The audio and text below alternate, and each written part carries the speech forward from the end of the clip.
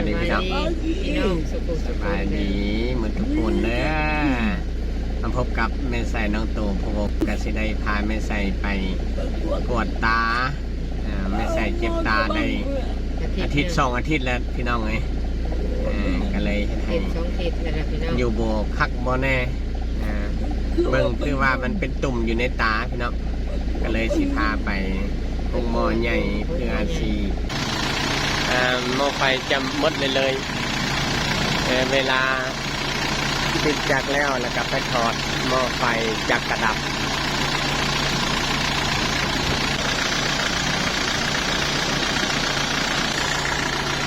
ในต่างก็เข้าไปกอดเบิ่ง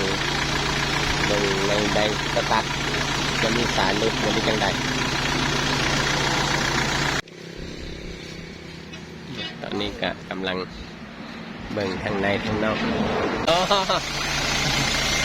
เนี่ยเปลี่ยนฟิวบ่นี่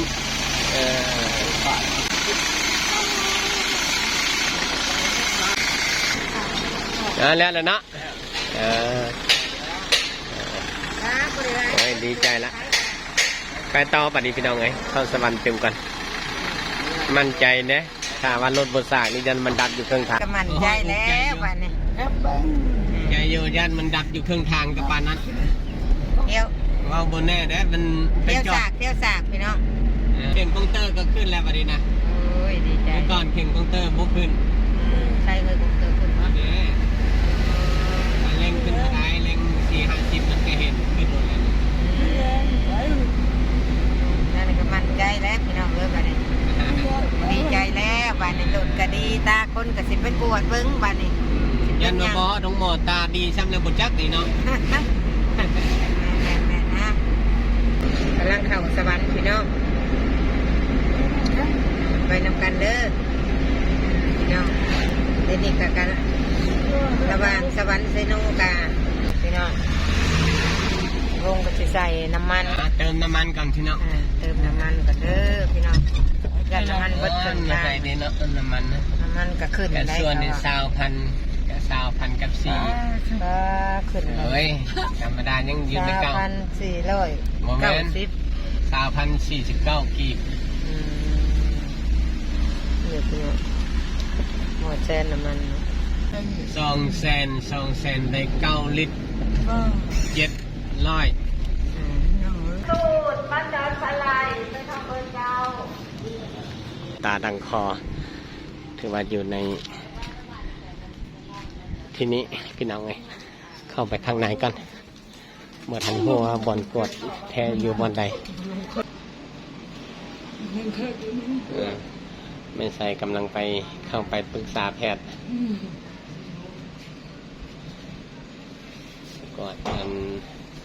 ปรึกษาแพทย์หมอเกี่ยวกับการเข้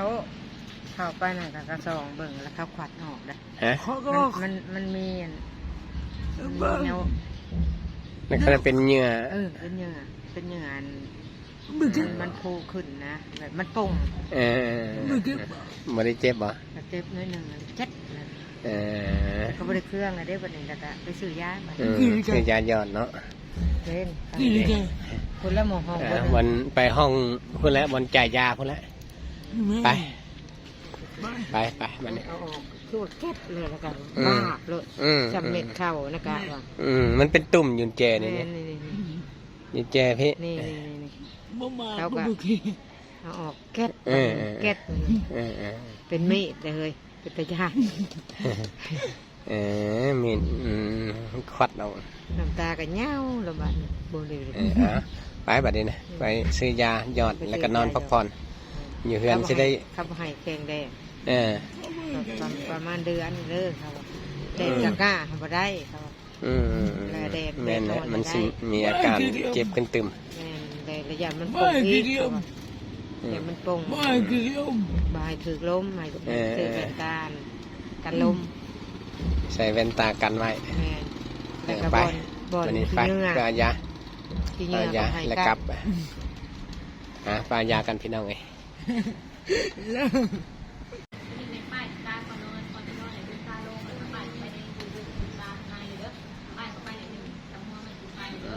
ใส่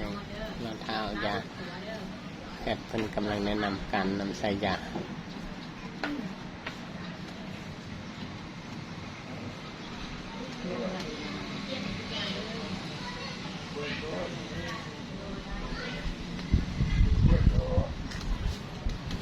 ได้แล้วได้แล้วยานะมีทั้งยาหยอดยากินบ่ มันจะกินหยอดมาทุก มีแต่หยอดกับยาปลายตาทุกๆชั่วโมง ชั่วโมง ราคาก็แพงเติมเนาะจังไดกะอย่าดีไป มันดี อย่าดีไปใส่ตามแพทย์แนะนำเอาไปกลับคืนบัดนี้พี่น้องกลับกลับ วันนี้พี่น้องหลังจากกวดแล้วแล้วก็กลับแล้ววันนี้ไม่ใส่กา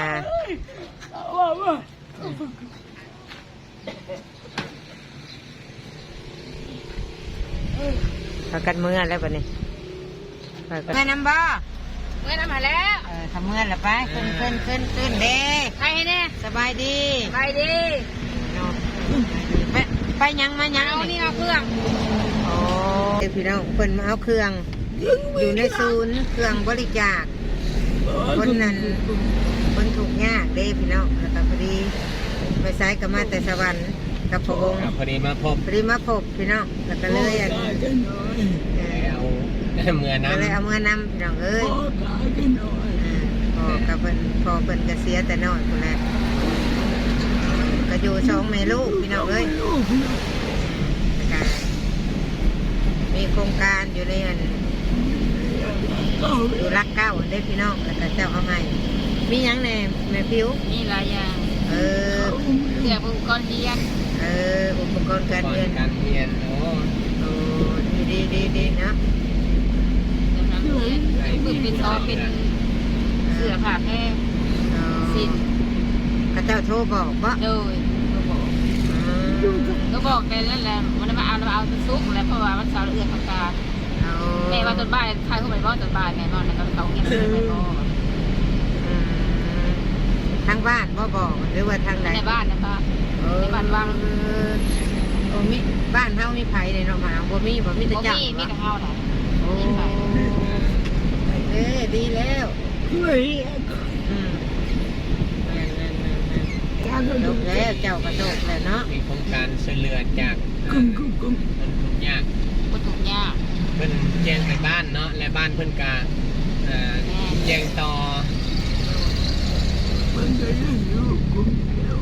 หรือว่าเพิ่นก็เลี้ยงลูกคนเดียวพี่น้องเอ้ยเพื่อนกาแถวหน้าไม่ใส่พุ่นแหละไม่ใส่กายมากก็เลยเห็นอ้าวว่ะยุ่งยากขัดเกินนี่แหละทางบ้านเพิ่นเห็นเขาครอบครัวนี่กะเป็นความยากลำบากเพิ่นกะไปรับเอาของช่วยเหลือนี่บ้านเองรถสั่นมาคิวหมดเลยเนาะต้นไม้ขี่ยังมาแต่โดยการว่าใช้ทางการหา10,000เอา2 คน50,000 2 คนหา10,000 2คนละแต่กับเซนนะกับ100,000เนาะเซน1หรือว่าให้เงินค่ารถหรือว่าเจ้าก็โชคดีเติบเนาะคือแล้วอ้าวบอก เหมือน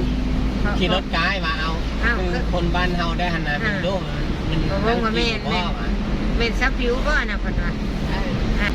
เอากระสันละถอยหลังเอาว่ากลับว่ะเอาเงินนำกันหลุดนะครับบริมีคนขี่เนาะมีแต่ซ้ำในโลกเลยก็เลยว่าประหยัดไปได้50,000ประหยัดขายไว้ว่าอะไรได้ไปรับจ้างเกี่ยวข้าวเราบอกหรือยังสีโทรมาแล้วเอาไปเรียกก่อนมาอื่นชาวเทคก็แล้ววัน160จะไปว่ากันเป็นคน1,500พวกเกียร์ลงมาฮอดแล้วบัดนี้นะ